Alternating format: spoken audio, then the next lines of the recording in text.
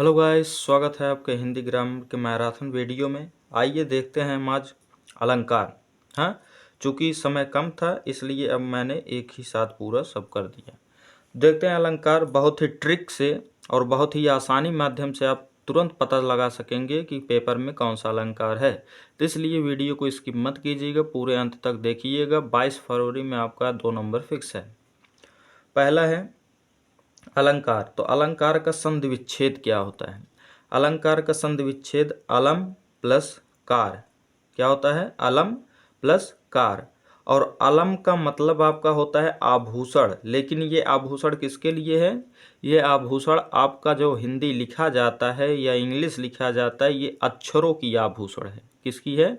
आभूषण अक्षरों की है, ना कि गहनों वाली। हाँ, जो कि औरतें पहनती हैं या पहले के राजा महाराजा पहनते थे, ये वो आभूषण नहीं है, ये अक्षर वाला आभूषण है। और कार का मतलब सवार होना। कार का मतलब सवार होना, अर्थात अक्षरों के आभूषण से जो लदे होते हैं अर्थात सवार होते हैं, उन्हें अलंकार कहते हैं। अर्थात काव्य की शोभा में आभूषणों का सजा होना। तो काव्य की शोभा को बढ़ाने वाले तत्वों को ही क्या कहते हैं? अलंकार। तो एक नंबर का प्रश्न ऐसे भी पूछ सकता है कि काव्य की शोभा बढ़ाने वाले तत्वों को क्या कह सकते हैं? तो आपका आंसर क्या होना चाहिए? अलंकार।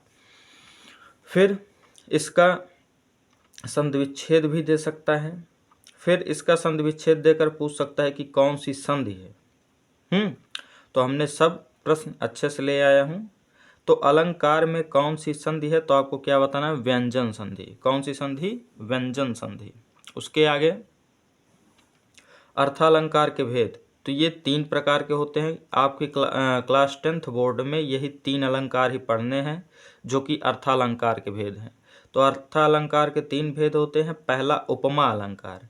परिभाषा क्या? जहाँ उपमेय से उपमान की जाए, जहाँ उपमेय से उपमान की जाए अर्थात समान धर्म और वाचक शब्द एक ही हों।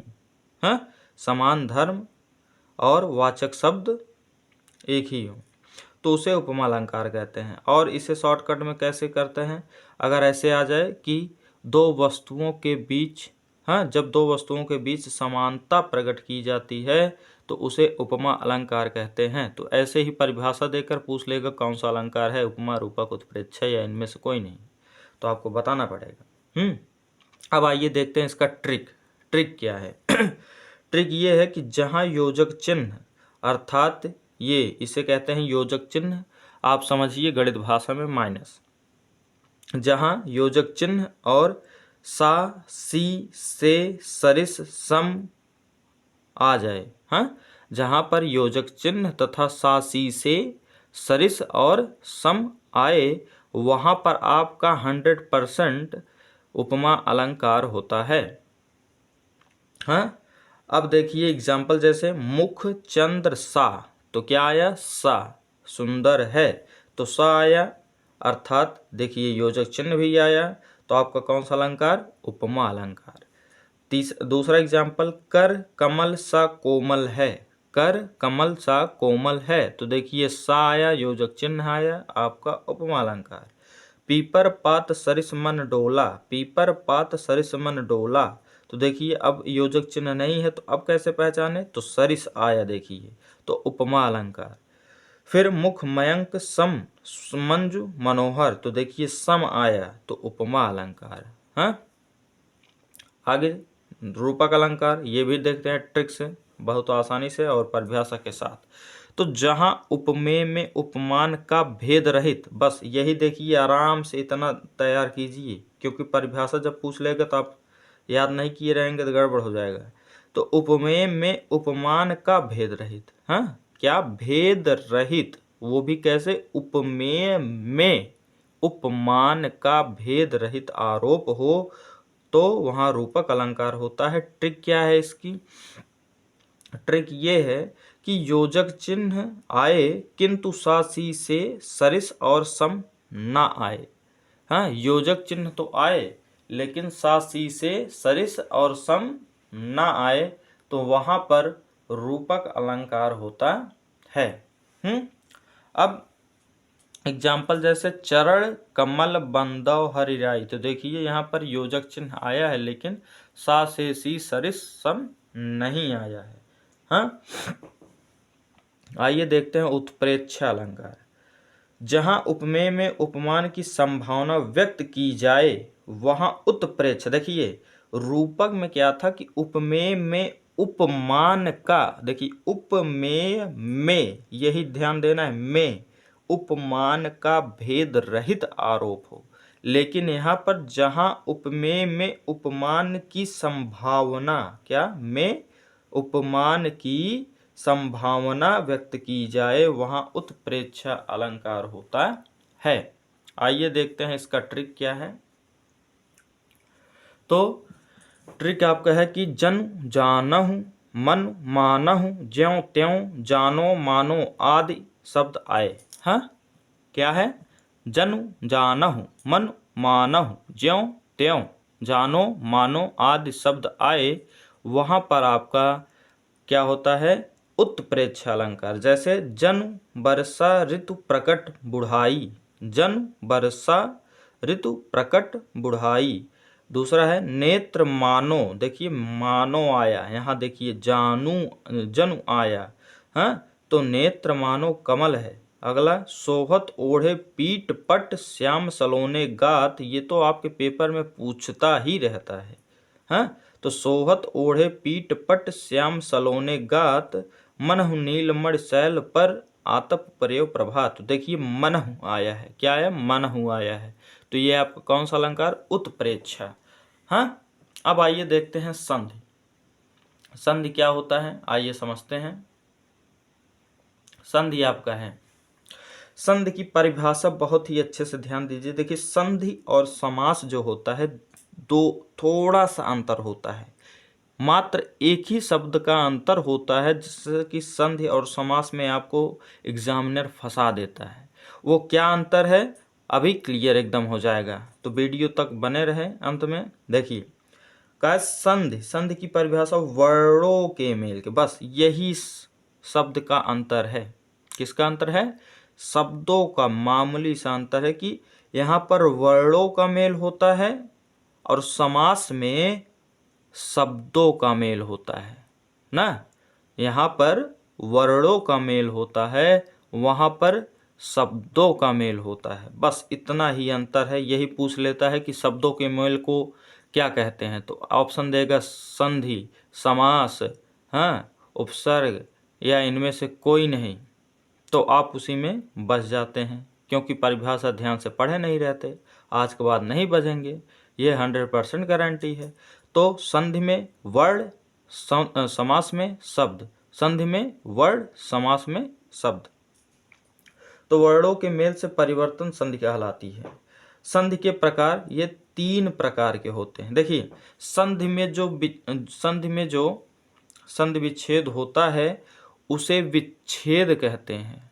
हाँ, संधि में विच्छेद कहते हैं क्योंकि इसमें 2 वर्णों का अलग किया जाता है। तो देखिए संधि के 3 भेद, मुख्यतः 3 भेद कौन कौन? स्वर संधि, व्यंजन संधि, विसर्ग संधि। अब जो स्वर संधि होते हैं उसके भी 5 भाग होते हैं। क्या? स्वर संधि के, अब आपको प्रश्न बन सकता है कि स्वर संधि के कितने भेद होते हैं, तो आपको क्या बताना है? 5। कितने प्रकार के? 5 प्रकार के।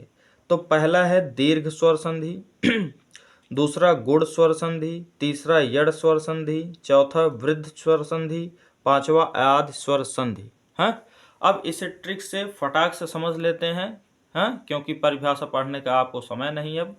तो ट्रिक देखिए दीर्घ में, इसका नाम ही दीर्घ है, अर्थात बड़ा आएगा, जो भी आएगा बड़ा आएगा, और कहाँ आएगा? बीच में आएगा। इसका नाम ही बड़ा है, तो इसलिए जो भी आएगा बड़ा आएगा, और कहाँ आएगा? बीच में आएगा।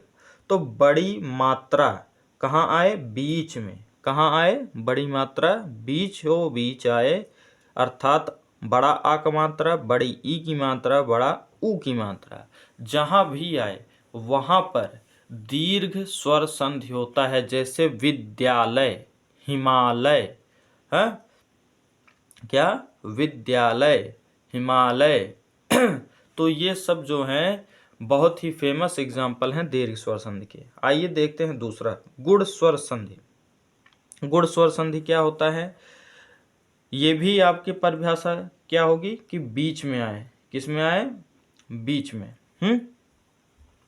तो बीच में छोटी मात्रा, कौन सी मात्रा? गुण में छोटी मात्रा, अर्थात छोटा ए, छोटा ओ और छोटा री। हाँ, री भी दो प्रकार का होता है, जहां पर डबल यहाँ पर ऐसे एक और लटका रहता है, उसे बड़ी री कहते हैं। हाँ, तो गुण में क्या होता है? जहां पर बीच में छोटी ई की छोटी मात्रा आए, अर्थात छोटा ए, छोटा ओ और छोटा री।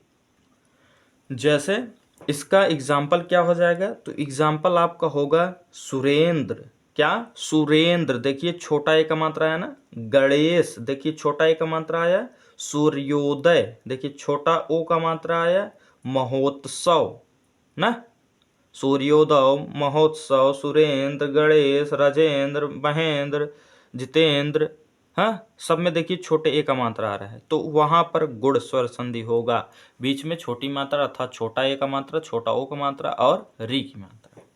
अगला है यड़। तो देखिए यड़ जो होता है बहुत ही सिंपल होता है। इसमें देखिए या से शुरू भी है और या से ही इसका ट्रिक है। क्या है? या से शुरू है, या से ट्रिक भी है। या अर्थात जहां पर या व रा, क्या? या व रा से पहले कोई आधा अक्षर है। क्या है?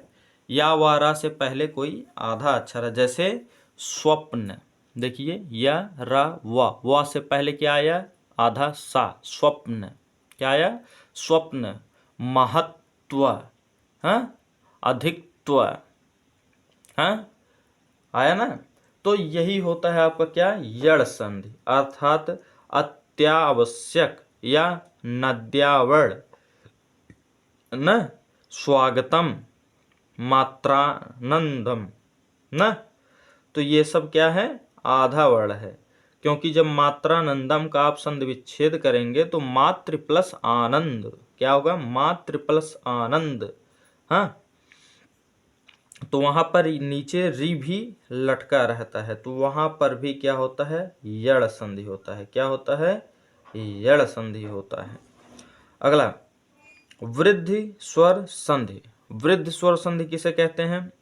देखिए इसका नाम ही वृद्धि है, अर्थात बड़ा हो जाएगा। किससे बड़ा होगा? गुण स्वर संधि से। किससे बड़ा होगा? गुण स्वर संधि से। गुण में छोटा ए, छोटा ओ और री आता था, इसमें बड़ा ए, बड़ा ओ और बड़ी री आएगी। देखिए बड़ा ए, बड़ा ओ, बड़ी री आएगी, तो वहां पर आपका वृद्धि स्वर संधि होगा। हाँ, एग्जाम्पल जैसे महेश्वर्य। क्या? महेश्वर्य। एग्जाम्पल क्या है आपका? महेश्वर। हाँ, दंतौष्ठ। क्या? दंतौष्ठ। क्या? दंतौष्ठ। राजेश्वर्य। हाँ, राजेश्वर्य। महोजस्वी। हाँ, महोजस्वी। ओजस्वी। हाँ, तो ये सब क्या है? वृद्धि है, बड़े हैं। अगला लास्ट, अयाद स्वर संधि। देखिए इसका नाम ही है 3 अक्षर का। कितने अक्षर का? 3। और इसका क्या ऑप्शन जो अर्थात एग्जाम्पल जो होता है वो भी ही 3 अक्षर का होता है। और दूसरा चीज, बीच में या और वा स्वर उत्पन्न होता है। क्या होता है? या और स्वर। जैसे पावक। क्या होता है? पावक। और इसकी संधि विच्छेद अगर पूछे तो पो, पौ, धन, अकह, पौधन, अकह, पावक। ऐसे पावक, धावक, लावक, हाँ, पवन, पवन, हाँ, दवन। तो देखिए इसका एग्जाम्पल भी 3 ही अक्षर का है, इसका नाम भी 3 ही अक्षर का है, और बीच में वा या ऐसे ही स्वर उत्पन्न होंगे, तो वहां पर आपका क्या होगा? अयाद स्वर संधि। अब आइए चलते हैं नेक्स्ट संधि पर, नेक्स्ट व्याकरण पर, अर्थात छंद। छंद को याद करने का बहुत ही शानदार तरीका है। आइए देखते हैं। तो आपको इतना समझ में आया होगा। आइए देखते हैं छंद को कैसे याद रखें। तो पहला देखिए, पहला आपका है छंद को याद करने का ट्रिक।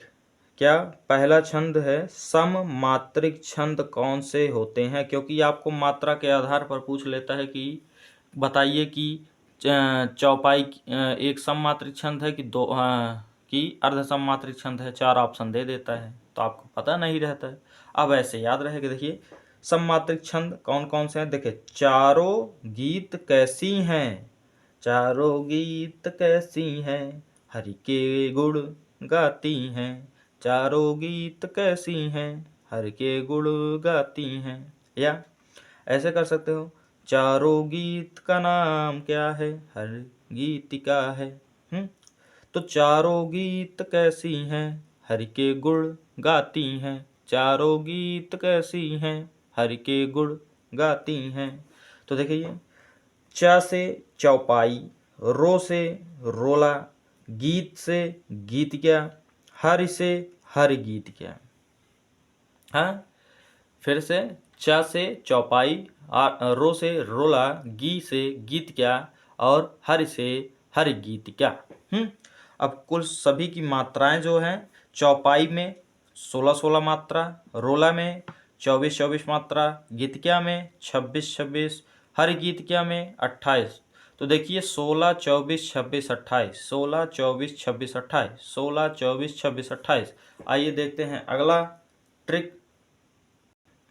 ये है आपका अगला अर्ध सममात्रिक छंद कौन कौन से है। अर्ध सममात्रिक छंद कौन कौन से हैं। तो ट्रिक क्या है, 200 रुपये उल्लाला बल्ले बल्ले, मैं तो 200 रुपये पाया उल्लाला, हो गया तेरा बल्ले बल्ले तू तो नहीं पाया ना।